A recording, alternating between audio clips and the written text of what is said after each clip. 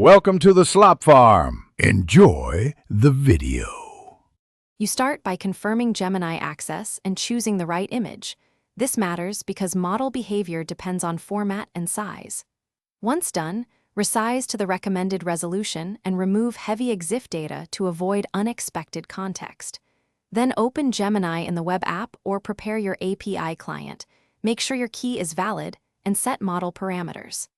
Upload the cleaned image now, because early cleanup speeds inference and reduces retries. This prevents slow. You now configure the model.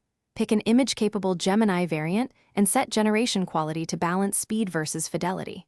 Next, craft a focused prompt that explains what you want changed, why, and which style to apply. This gives the model actionable constraints.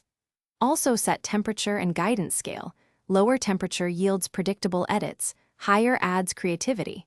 Once configured, run a small test with a crop or thumbnail to validate settings, because iterative tuning avoids wasted full-resolution runs. You finish by reviewing the generated image and making targeted adjustments. Change prompt specifics, tweak guidance, or use masking for local edits. Once satisfied, export the high-resolution result and save a version copy, since you may need to revert later. If the image looks off, compare the initial and final metadata and run a second pass with a narrower prompt. If things go wrong, check rate limits, file size, and whether Gemini reports model maintenance. Then retry after fixes. Thanks for watching. Consider subscribing if we helped you today.